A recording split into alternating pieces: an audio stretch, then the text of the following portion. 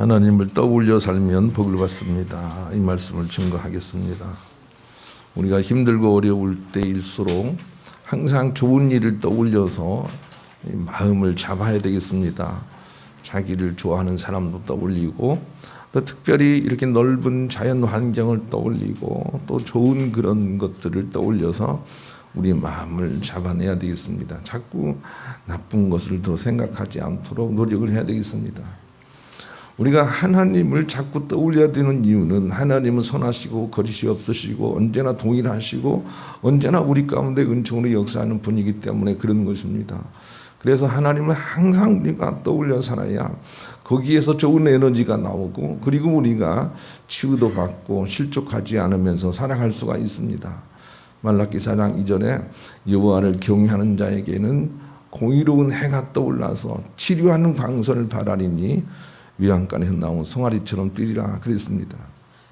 그러니 우리가 하나님을 항상 의지적으로 떠올려야 거기에서 치료하는 광선이 나와서 우리가 험한 세상을 이기며 살아갈 수 있다는 걸 알고 또 하나님을 떠올려 살아야 되겠습니다. 다윗은 무슨 일을 해도 하나님을 떠올리고 했습니다. 하나님을 떠올리고 하는 일에 많은 증거를 가지고 그는 이렇게 우리에게 증언하고 있습니다. 시편 18편 28절로 34절 주께서 나의 등불을 켜시며 여호와 내 하나님이 내 흑암을 밝히시리이다. 내가 주를 의뢰하고 적군에 달리며 내 하나님을 의지하고 담을 뛰어넘나이다. 하나님의 도는 완전하고 여호와의 말씀은 정리하니 저는 자기에게 피하는 모든 자에게 방패시로다. 여호와 위에 누가 하나님이며 우리 하나님 위에 누가 반석이뇨. 이 하나님이 힘으로 내게 띠띠우시며 내 길을 완전하게 하시며 나의 발로 암사슴 발같게 하시며 나를 나의 높은 곳에 세우시며 내 손을 가르치며 싸우게 하시니 내 팔이 놋 활을 당기도다. 이 위에도 쭉 읽어보면 하나님을 떠올리고 삶으로 많은 능력을 얻었다라는 증언을 계속해서 하고 있습니다. 어떤 연애하는 사람이 부지불식간에 그 사랑하는 사람 이렇게 밤늦게 대문에 찾아가서 한번 만나자. 예. 그렇게 하면서 왜 불쑥 이렇게 왔느냐라고 묻는 그런 여인의 질문에 대해서 그 사랑하는 사람이 하는 말이 내가 항상 당신 얼굴을 떠올리고 있었는데 어느 순간 소문이 떠오르지가 않아서 보러 왔다. 이렇게 하는 제가 그걸 본 적이 있습니다. 우리 삶이 마치 그와 같아야 되는 거죠. 하나님이 잘 떠오르면 좋지만 떠오르지 않을까 봐 또 떠오르지 않은 순간이 없도록 늘 우리가 끼어서 기도하고 하나님 모시고 사는 삶이 이어지도록 해야 되죠. 그래야만 우리가 다윗처럼 승리할 수 있기 때문에 그런 것입니다. 계속 떠올려 살지 않으면 많은 문제가 생기죠. 로마서 1장 28절로 32절 읽읍시다. 읽습니다. 시작. 또한 그들이 마음에 하나님 두기를 싫어하며 하나님께서 그들을 그 상실한 마음대로 내버려 두사 합당하지 못한 일을 하게 하셨으니 곧 모든 불의, 죄악, 탐욕, 악의가 가득한 자요 시기살인, 분쟁, 사기, 악독이 가득한 자요 수근수근하는 자요 비방하는 자요 하나님께서 미워하시는 자요 능욕하는 자요 교만한 자요 자랑하는 자요 악을 도모하는 자요 부모를 거역하는 우매한 자요 배약하는 자요 무정한 자요 무자비한 자라. 그들이 이 같은 일을 행하는 자는 사형에 해당한다고 하나님께서 정하심을 알고도 자기들만 행할 뿐만 아니라 또한 그런 일을 행하는 자들을 옳다 하느니라. 32절 그들이 이 같은 일을 행하는 자는 멸망에 해당한다고 하나님께서 정하심을 하나님께서 그렇게 정하셨단 말이에요. 우리가 하나님을 떠올리지 않고 살면 우리가 멸망으로 가도록 정해졌다고요. 그러니 우리가 하나님 떠올리려고 정말 애를 써야 돼요. 우리가 하나님을 떠올리지 않는 그 한 가지 때문에 얼마나 많은 아픔들이 들어오는지 몰라요. 많은 일들이 생기지만 그러나 그 원인은 하나님을 마음속에 모시지 않고 그냥 살기 때문에 그래요. 자기 생각에 막 흘러서 살기 때문에 그래요.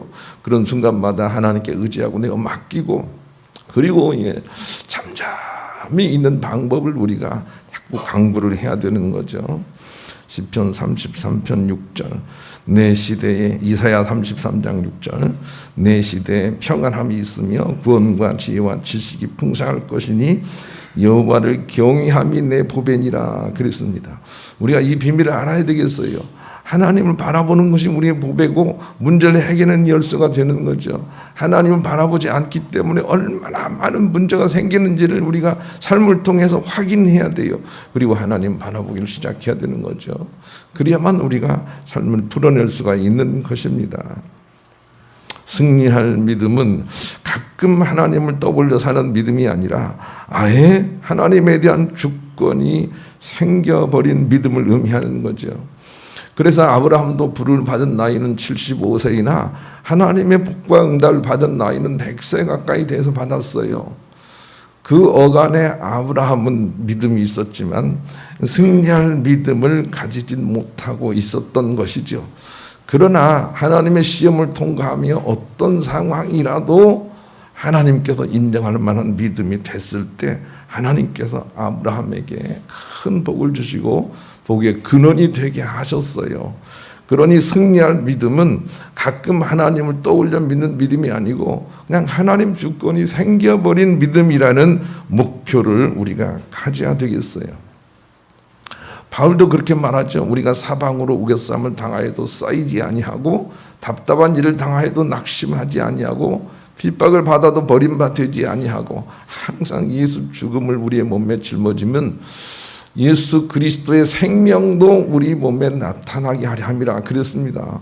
그러니 하나님의 승리는 우리가 주님을 의지하고 흔들리지 않는 믿음의 주권이 생겼을 때 나타나는 것이라는 것을 우리가 알아야 되겠습니다.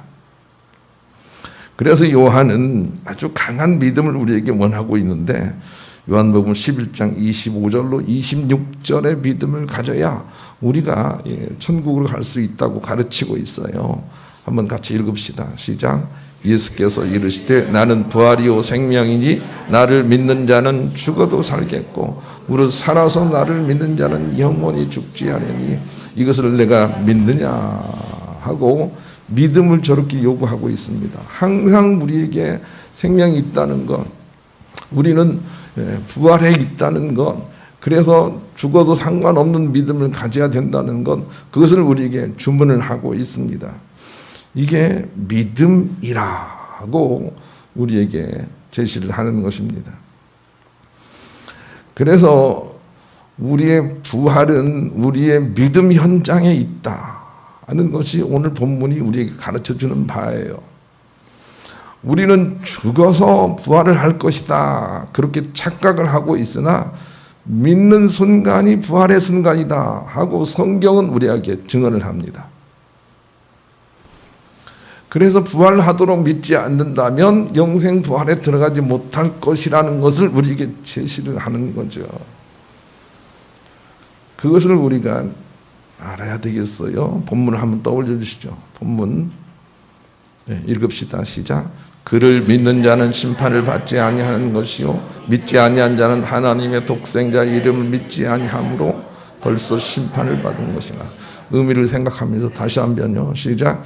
그를 믿는 자는 심판을 받지 아니하는 것이요 믿지 아니하는 자는 하나님의 독생자 이름을 믿지 아니함으로 벌써 심판을 받은 것이니라.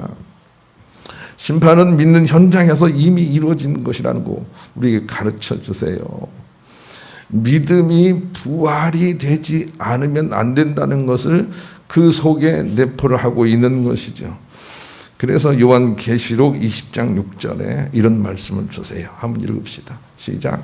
이 첫째 부활에 참여하는 자들은 복이 있고 거룩하도다. 둘째 사망이 그들을 다스리는 권세가 없고 도리어 그들이 하나님과 그리스도의 제사장이 되어 천년 동안 그리스도와 더불어 왕노릇하리라 그랬어요. 이 첫째 부활이 오늘 본문에 등장하는 믿음이에요.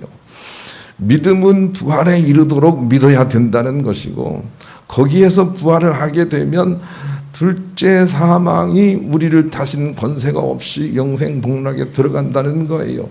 다른 말로 얘기하면 우리 육체가 연로해서 혹은 사고를 당해서 죽는다 할지라도 첫째 부활 믿음에서 부활을 하는 사람들은 둘째 사망에 해당이 되지 않고 영생 동락에 들어간다는 것이죠. 그러니까 오늘 본문의 말씀을 뒷받침해 주는 말씀이 되는 것이죠.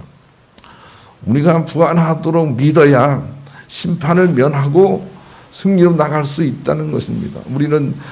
우리가 죽으면 예수님 앞에 나가서 우리가 심판을 받아서 막 재판을 받는 것처럼 이렇게 생각을 합니다만은, 우리의 심판은 우리의 믿음 현장에서 바로 이루어지고, 그 다음부터는 예수님과 더불어 1000년 동안 왕 노릇하는 사람으로 살다가 둘째 사망에 해를 당하지 않고 천국으로 들어가는 사람이 되어야 된다고 우리에게 권면을 하고 있습니다.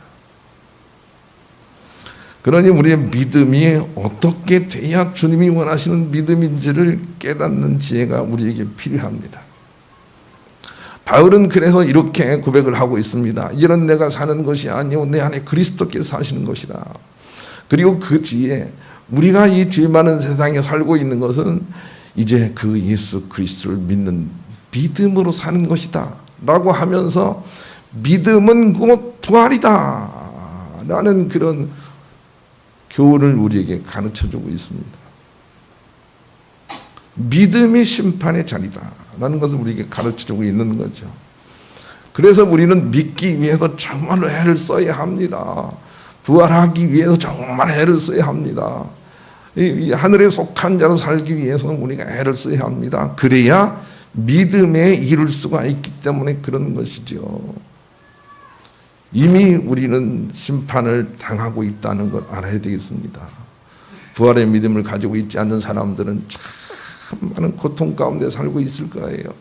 지옥을 체험하며 살고 있는 거죠. 그러나 이미 부활한 사람들은 삶의 문제에 별로 집착하지 않습니다. 이미 생명이 있기 때문입니다. 그런 사람들을 많이 천국을 체험할 것이고 왕처럼 살 것이고, 그리고 죽어도 천국에 이어서 갈 것입니다. 심판은 믿음의 현장에 있다는 거 기억하시고 믿음을 그렇게 갖도록 해야 되겠습니다. 우리 그런 마음을 가지고 복음성가 56장 같이 부릅시다.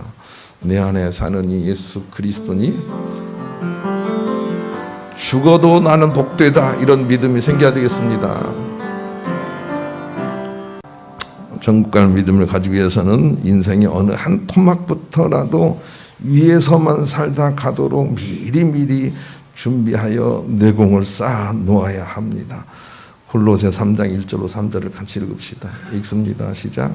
그러므로 너희가 그리스도와 함께 다시 살리심을 받았으면 위의 것을 찾으라. 거기는 그리스도께서 하나님 우편에 앉아 계시느니라. 위의 것을 생각하고 땅의 것을 생각하지 말라.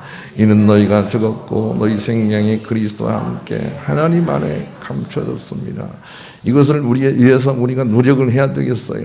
다윗은 전쟁에 가도 1000만이 나를 둘러친친다 할지라도 두려워하지 아니하고 저 위의 삶을 삽니다. 하나님 의지하고 마음을 빼앗기지 않습니다. 그래서 승리하고 참복을 받은 것입니다. 우리도 그런 믿음을 적어도 살아있는 동안에 언제부턴가는 그렇게 살다가 천국으로 나갈 수 있어야 합니다. 무디 목사님은 죽을 때 이렇게 죽었습니다. 천국이 너무 좋으니 나를 살리려고 애쓰지 마라, 이렇게 말을 했습니다. 죽을 때 그 모양을 보면 천국을 갈 건지 지옥을 갈 건지 우리가 알 수가 있는 것입니다. 살아서 이미 천국에 몸담고 있지 않으면 결코 천국으로 갈 수 없다는 이 위대한 이치를 우리가 발견하고 실천을 해야 됩니다. 죽어서 심판받는 게 아닙니다. 믿는 자리에서 심판받습니다. 그런 심판을 면하고 하늘에 속한 자로 세워져서 우리가 죽어야 하는 것입니다. 요한 웨슬레는 그래서 진리를 빛을 이렇게 하다가 죽었습니다. 선다싱은 이 세상에 살면서 많은 고난이 오히려 얼마나 기쁨인지 알고 천국을 살다가 갔습니다. 적어도 우리 인생의 어느 한 토막부터는 이렇게 살기 시작을 해야 됩니다. 우리 아버지가 지금 요양병원에 계신데 한 몇 개월 전부터는 정신이 왔다 갔다 하세요. 힘들게 죽음을 맞이하고 계신 것 같아요. 그런데 우리 아버지가 늘 전화를 할 때마다 나는 걱정하지 말아라, 갈 나라를 준비하고 있다, 이렇게 말씀을 하시지만 실제로는 정말 많이 고통 가운데 있는 걸 보게 돼요. 영적 싸움을 하고 있는 거죠. 떨어져서는 안 되는 거죠. 그런 상황이 있는 거죠. 그러기 위해서는 적어도 우리 아버지처럼 젊어서 살아서 정말 많이 준비를 해야 돼요. 우리 아버지는 정말 준비를 많이 했지만 너무 힘들어요. 어떤 때는 제가 목사인 걸 알고 제게 향하여 말하기를 내가 하나님 원망할 수도 없고 그냥 내가 그렇다 그렇게 말을 또 하기도 해요. 우리가 이 땅에서 이미 천국을 살아가는 그 순간, 그래서 둘째 사망이 우리에게 영향을 미치지 않도록 죽는 방법은 평소에 우리가 참 많이 준비를 하는 거예요. 기도로 준비를 해야 돼요. 또 준비하고 승리하는 삶을 살아야 돼요. 그렇지 않고는 영생 복락에 들어갈 수 없어요. 그것을 우리가 알아야 되겠어요. 다윗처럼 그냥 나는 하나님이 나의 목자시니 내가 부족함이 없습니다, 이런 믿음의 삶이 이어지고 있어야 돼요. 그런 마음을 가지고 범사 221장 다윗의 심정이 되어서 또 불러보십시다. 나의 힘이 되신 여호와여, 내가 주님을 사랑합니다. 저 찬양 속에 얼마나 다윗이 몸부림치면서 하나님 놓치지 않으려고 하는 애씀이 있는지를 우리가 발견해야 돼요. 그래서 우리가 따내하려고 했어야 되는 거죠. 두 번째, 믿음이 있노라 하고 안심하지 말고 자신의 삶을 잘 살펴서 흔들리지 않는 사랑의 믿음에 이르도록 정진하고 또 정진해야 하는 거죠. 왜냐하면 이 세상에서 천국을 누리는 사람도 천국 가지만 그런 믿음을 향하여 죽는 사람 역시 천국에 간다고 요한계시록 20장 4절에 말씀을 하고 있기 때문입니다. 그래서 그런 삶을 사는 자가 되려고 노력하고 그렇지 못하는 자기 자신에 대한 안타까움을 인정하면서라도 살아내야 되겠어요. 삶에 누수가 있는지를 잘 살펴보십시오. 돈은 열심히 벌지만 쌓이는 곳이 없고 왠지 행복하지도 않고 왜 이렇게 자꾸 삶은 풀리지 않고 왜 자꾸 이렇게 어려운 일이 있는지 이런 걸 보고 그냥 간과해서는 안 됩니다. 그것은 바로 우리가 하나님께 더 나아가라고 하나님께서 우리 가운데 많은 환경을 통하여 주시는 메시지이기 때문에 그런 것이죠. 아모스 4장 6절로 9절을 같이 읽읍시다. 읽습니다. 시작. 또 내가 너희 모든 성읍에서 너희 이름을 깨끗하게 하며 너희 각 처소에서 양식이 떨어지게 하였으나 너희가 내게로 돌아오지 아니하였느니라. 여호와의 말씀이니라. 또 추수하기 3달 전에 내가 너희에게 비를 멈추게 하여 어떤 성읍에는 내리고 어떤 성읍에는 내리지 않게 하였더니 땅 한 부분은 비를 얻고 한 부분은 비를 얻지 못하여 말랐음에 두세 성읍 사람이 어떤 성읍으로 비틀거리며 물을 마시러 가서 만족하게 마시지 못하였으나 너희가 내게로 돌아오지 아니하였느니라. 여호와의 말씀이니라. 내가 곡식을 마르게 하는 재앙과 깐부기 재앙으로 너희를 쳤으며 밭종이로 너희의 많은 등산과 포도원과 무화과 나무와 감람나무를 다 먹게 하였으나 너희가 내게로 돌아오지 아니하였느니라. 여호와의 말씀. 우리가 이미 나는 천국처럼 살고 있구나 이런 믿음이 안 된다면 우리 주변에 어그러짐이 많이 있을 거예요. 몸도 아프고 그냥 소득도 없고 뭐 그런 일이 있을 거예요. 그럴 때 우리가 알아야 될 것은 주님께 돌아오라는 주님의 사인이구나 라고 하는 걸 알고 주님께 더 돌아와야 해요. 환경을 우리가 잘 봐야 되는 거죠. 한번 말씀드린 적이 있는데 수도꼭지에 물이 흘러서 방안이 아주 축축하게 젖어 있으면 가장 먼저 해야 될 일은 수도꼭지를 잠그는 일이에요. 그리고 닦아야 돼요. 그런데 아직 온전하지 못한 사람들은 자꾸 물만 닦는 사람이라고 해요. 수도꼭지를 잠그지 않으면 아직 온전하지 못한 사람이에요. 우리의 삶에 어그러짐이 나타난다는 것은 반드시 수도꼭지가 열려 있다는 것이니, 그러니 하나님과 관계를 잘 하도록 그 하나님 중심으로 사는 일에 회복을 받지 않으면 우리는 열심히 닦는 것 같으나 또 다른 곳에서 물이 새 있는 것을 확인하게 될 것입니다. 그러나 반대로 우리가 하나님을 떠올리는 능력을 다시 한번 소생시켜 살아가면 만물이 회복이 되는 거죠. 에스겔 37장 4절로 8절 우리가 많이 이용하는 말씀입니다. 읽읍시다. 시작.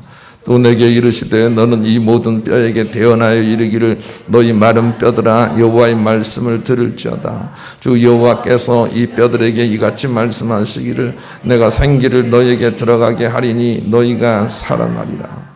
너희 위에 힘줄을 두고 살을 입히고 가죽으로 덮고 너희 속에 생기를 넣으리니 너희가 살아나리라. 또 내가 여호와인 줄을 너희가 알리라 하셨다 하라.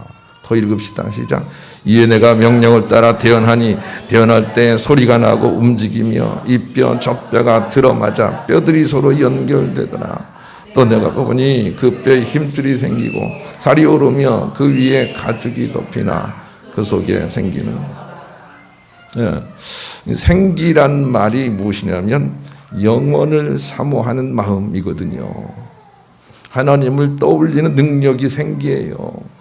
그런데 그것이 살아나면 마른 뼈라도 삐그덕 하면서 살아나더라는 거예요. 그러니 우리가 영원 대신 하나님을 떠올리는 능력을 개발을 해야 돼요. 이미 우리가 잃어버린 그 능력이죠. 그래야 살아난다는 것을 알진데 우리의 부족을 우리가 발견하게 되는 거죠.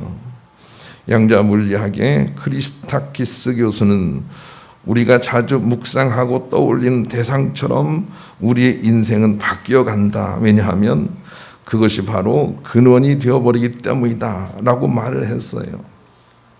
서두에 말씀드린 것처럼 자꾸 인생이 힘들고 어렵다는 걸 묵상하거나 어떤 사람이 참 나쁘다는 걸 묵상하거나 그러면 이내 우리의 마음에서부터 지옥이 일어나고 그것이 오래가 되면 우리의 몸도 망가지고 인생도 망가집니다.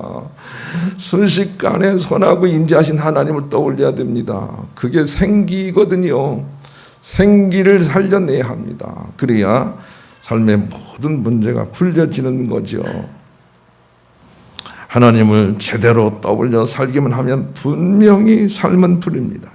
요한복음 11장 40절 읽읍시다. 시작.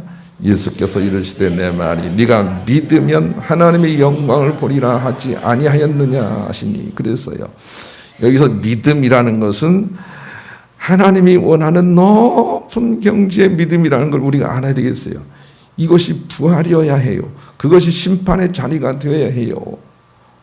그 믿음을 우리가 가지면 하나님이 영광을 보리라 이렇게 말씀하시죠. 우리는 정진하고 또 정진해서 이 하나님의 주권이 떠오를 때까지 기도하고 성경 읽고 애를 써야 합니다. 베드로서 1장 19절 같이 읽읍시다. 시작. 또 우리에게는 더 확실한 예언이 있어 어두운 데를 비추는 등불과 같으니 날이 새어 샛별이 너희 마음에 떠오르기까지 너희가 이것을 주의하는 것이요. 거기 등불이란 말도 나오고 샛별도 나오고 그런데 너희 마음에 떠오르기까지 이게 떠올라야 해요. 조조는 전쟁을 하다가 백성들이 막 힘을 잃고 방황을 하니까 이 밥에 고깃국을 떠올리게 하죠. 그리고 나서 전쟁을 하게 해서 이기죠.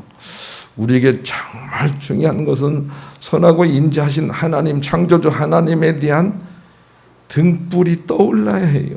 샛별이 떠오르듯이 떠올라야 해요. 그리고 그 안에서 우리가 살아갈 수 있어야 해요.